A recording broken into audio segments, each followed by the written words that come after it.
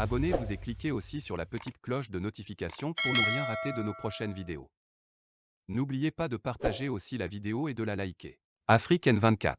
On va également voir la réaction du professeur David Dossé, pays frontalier du Burkina Faso également. Vous l'avez dit que les grandes mobilisations n'arrivent plus à faire fléchir les dictateurs africains. Sûrement qu'on peut vous donner raison, mais finalement, le rapport de force, on le comprend maintenant que ce ne sont que les armées africaines, puisque les militaires font partie intégrante également de la vie sociopolitique, société civile également. Alors, professeur David Dossé, vous qui êtes porte-parole du Front citoyen Togo de vous, que vous inspire ces coups d'État au Mali, en Guinée-Conakry et tout récemment, proche du Togo, le Burkina Faso, professeur David Dossé?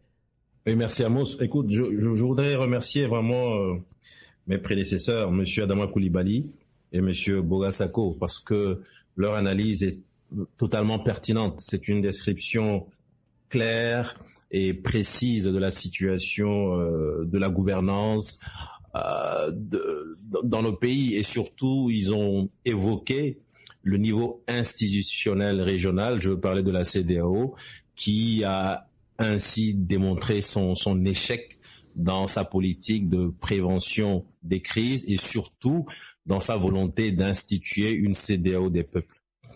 En 2020, la CEDEAO nous annonçait que désormais les intérêts des populations seraient mis en avant.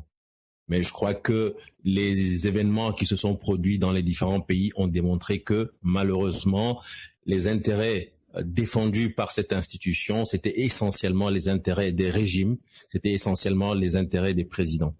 Si on prend le cas du Togo, le Togo a durant 2 années, au moins 2017-2018, manifester sa volonté de changement populaire.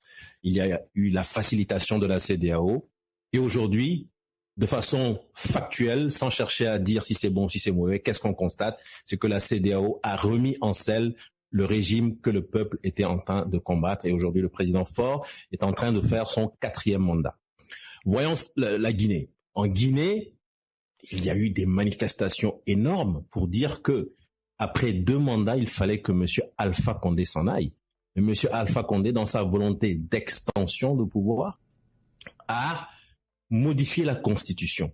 Et aujourd'hui, lorsqu'on parle de coup d'État, beaucoup ne parlent plus de coup d'État en termes de putsch, en termes de coup d'État militaire, mais on évoque des coups d'État institutionnels, on évoque des coups d'État constitutionnel, comme cela s'est fait en Guinée, comme cela s'est fait dans mon pays et peut-être comme cela s'est fait en Côte d'Ivoire. Mais face à cette nouvelle ingénierie des coups d'État, on a constaté que la CEDEAO n'a pas été en mesure d'apporter des réponses satisfaisantes pour répondre en tout cas aux préoccupations des peuples, et les réponses de la CEDEAO semblaient surtout apporter du soutien aux chefs d'État. Ce qui fait que beaucoup ont commencé à parler de CEDEAO, syndicat des chefs d'État, etc., etc. Alors, donc, nous avons dans nos États de vrais problèmes. On a évoqué la situation de la mauvaise gouvernance au Burkina Faso, au Togo ou ailleurs. On a évoqué la situation de l'insécurité qui a été mal gérée au Burkina Faso.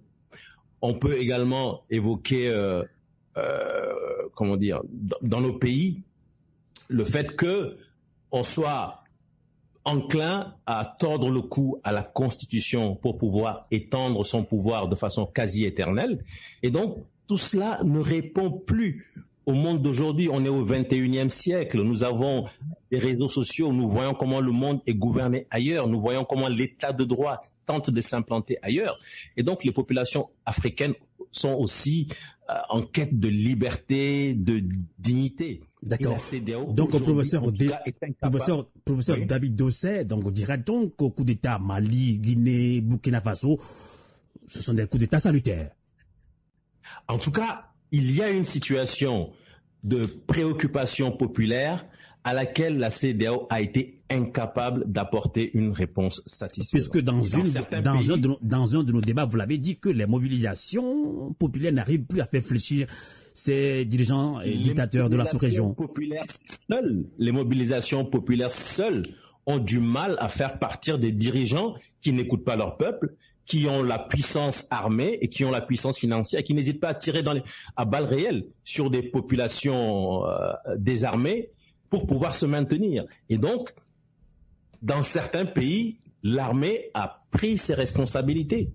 Puisque la réponse qu'on aurait pu espérer d'une institution comme la CEDEAO, cette réponse n'arrivant pas, dans certains pays, les populations se sont levées, je prends le cas de mon pays, le Togo, pendant des années pour dire « nous voulons le changement », ça ne s'est pas produit. Mais dans d'autres pays, l'armée a saisi l'opportunité que le peuple offrait. L'armée a saisi l'opportunité de l'insurrection populaire pour dire « nous allons apporter le changement ». Alors maintenant, qu'est-ce qui va se passer? C'est le gros point d'interrogation.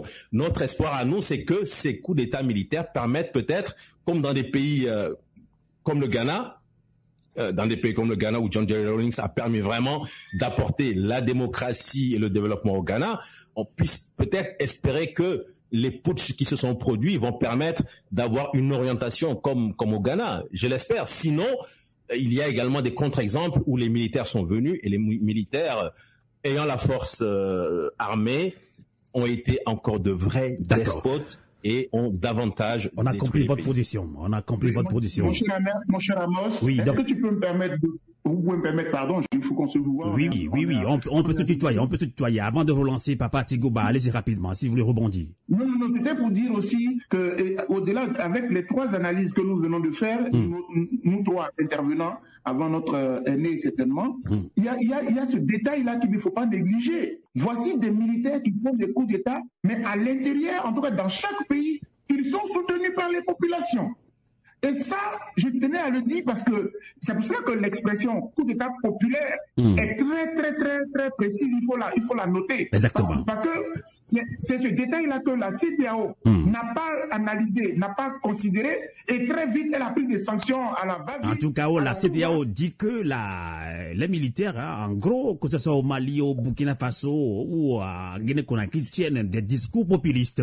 Voilà, donc ce sont des erreurs qu'ils commettent, parce que si vous voulez combattre des militaires parce qu'ils ont pris les armes et qu'ils sont illégitimes, comme dirait récemment le ministre des Affaires étrangères français, c'est trop facile à dire. Parce qu'à l'intérieur, ils sont soutenus. Exactement. Quand les militaires ont fait un coup d'État, en temps normal, s'ils sont hués par le peuple, eux-mêmes, ils se rétractent et puis il y a une dictature plus dure qui s'instaure dans le pays. En ce moment-là, quand la communauté internationale, la communauté extérieure vient, elle a le champ libre de compter sur les oppositions, les politiques, en tout cas l'intérieur, la société civile, pour renverser ces militaires-là, pour leur reprendre le pouvoir. Comme on peut citer le cas je crois que c'est le Soudan actuellement. Or, dans le cas des trois pays ouest-africains, mais ce sont les populations même qui sont au-devant qui jubilent. Il faut en tenir compte. Exactement. On va relancer maintenant Papa Tigouba, qui est président de l'UDPG, Union pour la démocratie et le progrès de Guinée-Conakry. Alors, Papa Tigouba, vous avez suivi tout à l'heure Dr Adama Coulibaly, le Burkinabé, le Togolais, professeur Dossé, et l'Ivoirien Dr Boga Sako. La Guinée-Conakry a connu également un coup d'état militaire. Le colonel Doumbouya, qui est actuellement à la tête de la Guinée-Conakry. Alors, que vous inspire, vous, en tant que panafricain, que vous inspire ces coups d'état militaires? Qu'est-ce qui explique ces coups d'état? Docteur Adama Coulibaly a expliqué le cas burkinabé, mais pour des Africains, non. Certains pensent que le Burkina Faso est un pays démocratique. Pourquoi un coup d'état là-bas? Pourquoi est-ce qu'on doit faire des coups d'état? Qu'est-ce qui explique ces coups d'état? Docteur Boga Sako l'a dit, ce sont des coups d'État salutaires puisque ces coups d'État sont soutenus par le peuple malien, le peuple burkinabé, le peuple guinéen, même au-delà, au Togo, des Togolais ont manifesté au Mali. Et hier même, à Bamako, il y a une grande foule qui soutiennent les Maliens. Allez-y, on vous soutient. Bref, c'est l'Afrique qui se soutient. Comment réagissez-vous à cette situation de coup d'État, Papa Tigouba? Oui, je vous remercie, monsieur Amos. Je remercie aussi ces amis qui ont fait des brillants exposés sur la situation des coups d'État qui prévaut actuellement sur le continent africain. Et de toutes les façons, les coups d'État se présentent maintenant de deux manières, comme mes collègues viennent de le rappeler. Un coup d'État en général, c'est la prise du pouvoir dans un État par une minorité grâce à des moyens non constitutionnels. Et cette définition, elle est valable pour aussi bien les coups d'État civils que les coups d'État militaires. Et généralement, Ce coup d'État, il est imposé par surprise en utilisant la force. On a vu le cas de la Guinée, il y a eu plus de 100 morts. Et si on regarde le coup d'État de Mamadi Doumbouya, il y a eu à peu près une trentaine de morts quand ils sont rentrés au palais.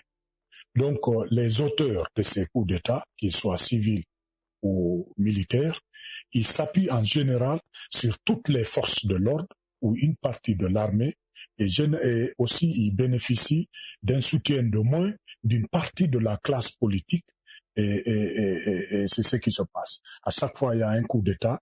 Vous voyez les premiers civils qui sont recrutés dans le gouvernement de la transition, vous verrez, il y a des politiciens. Est-ce qu'ils sont là parce que par affinité ou bien parce qu'ils étaient associés au moment de la perpétration de ce coup d'État? Alors, il est réalisé par un petit groupe, ça on l'a dit, et il se distingue de la révolution qui a un caractère populaire très très massif. Là, on dit qu'il est salvateur parce qu'il y a l'adhésion des populations, mais on sait aussi qu'il y a ce qu'on appelle une révolution. Mais on en viendra dans ce débat-là. Moi, ce que je distingue ici, c'est les deux types de coups d'État ayant une connotation positive qui sont qualifiés soit de coups d'État réussis ou de coups d'État salvateurs. Et n'oubliez pas que l'Afrique, depuis les indépendances, traverse au-delà de ces coups d'État dont nous parlons maintenant, et l'Afrique a traversé pas mal de situations qui nous amènent à les identifier. Il y a le coup d'État salvateur qui fait l'objet de notre discussion de maintenant, mais aussi il y a le coup d'État qu'on appelle le coup d'État réussi. Alors comment les distinguer? Un coup d'État est qualifié de réussi que si il est compatible avec le contexte de la communauté internationale. Et nous, Africains, nous regrettons par exemple la mort de Patrice Lumumba avec le coup d'État de 14 septembre 1960, de Sylvanus Olympio au Togo, du 13 janvier 1963, de Kwame Nkrumah le 24 janvier 66, ou encore celui survenu le 15 octobre 87 contre Thomas Sankara. Donc cette catégorie de coups d'État, encouragée et parfois soutenue par des entités extérieures, s'opère souvent au détriment des intérêts nationaux de nos pays respectifs. Donc, et j'en viens maintenant au coups d'État. On peut dire que ce sont des coups d'État qui sont pas, ce sont des mauvais coups d'État, c'est ça? C'est des mauvais coups d'État parce qu'ils vont à l'encontre des intérêts de nos pays. D'accord. Donc voilà, et souvent ils sont commandités et ils créent des dégâts et qui nous mettent encore, et qui mettent l'Afrique à retard. Parce que les nationalismes que nous avons, les patriotes, ce sont ceux-là qui sont décimés et en plus on place des gens et qui sont là pour travailler pour des intérêts étrangers. Donc au-delà de ça, il y a ce coup d'État qui fait l'objet de notre discussion aujourd'hui. C'est-à-dire qu'on qualifie de coup d'État salvateur. De mon point de vue, c'est celui qui reflète les vœux de la majorité de l'opinion publique nationale. On a vu en Guinée en 84, le général Lansana Conté, quand il a pris le pouvoir contre pourtant quelqu'un dont le régime était populaire en Afrique. C'est-à-dire, je vais parler du président Ahmed Sékou Touré, que le régime a été renversé après sa mort le 3 avril 84. Et donc, parce que les Guinéens estimaient, et même l'armée, que c'était un régime autocratique et sanguinaire. Et le militaire qui est venu a permis, n'est-ce pas, l'instauration d'un État libéral à la place de la révolution, et il a ouvert la Guinée à la démocratie et au multipartisme intégral. Donc, s'il a suscité l'adhésion populaire, il était qualifié de coup d'État salvateur. Nous allons aussi citer, comme mon collègue le professeur togolais l'a dit tout à l'heure, le cas de M. Jerry Rawlings au Ghana, qui a perpétré le premier coup d'État en 1979. Il a renversé le régime autocratique de Fred Akufo. Et d'ailleurs, le cas de Jerry Rawlings est un cas très spécial parce qu'il fut 2 fois le chef d'un coup d'État militaire. Et il a encore été élu tellement que c'était populaire et ses idéaux avec ses collègues, et il est revenu, il a été réélu comme président démocratiquement au Ghana. Tout à fait. Après la mise en place d'une constitution. Je ne vous coupe pas, il faut rappeler à nos fidèles auditrices et auditeurs de Radio Canal panafricain que juste après le coup d'État au Mali, les militaires sont rapidement allés visiter John Rawlings. Sûrement, il les a donné quand même quelques conseils. Absolument, mais le Mali aussi, on en vient, parce que ce qui se passe actuellement a eu un précédent qu'il ne faut pas occulter. Donc, j'en viens. Donc, pour juste revenir à Jerry Rawlings, il a mis en place une constitution et des institutions fiables qui ont permis l'introduction d'élections libres et multipartites en 1992, disons 1992.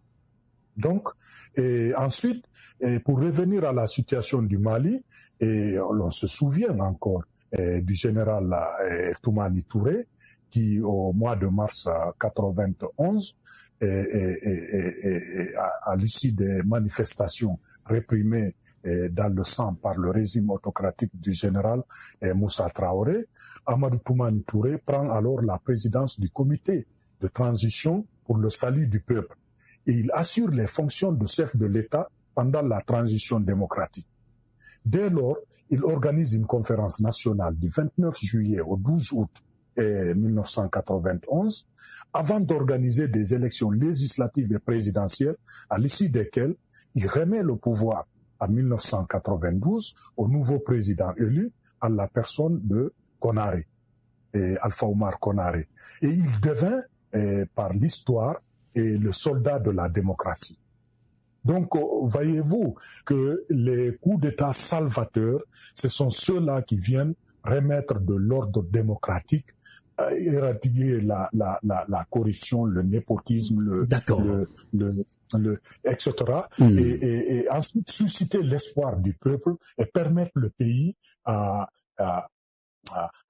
remettre sur des rails qui lui permettraient d'aller vers la terre promise. Et depuis les indépendances, nous en parlons de démocratie, d'état de droit, de ceci ou cela. Mais ce n'est pas encore arrivé. D'accord, c'est pas encore arrivé. Mais je pense que nous sommes sur le chemin. Si on peut faire quand même confiance à ces militaires. Likez la vidéo si ce n'est pas déjà fait. Laissez aussi votre point de vue en commentaire.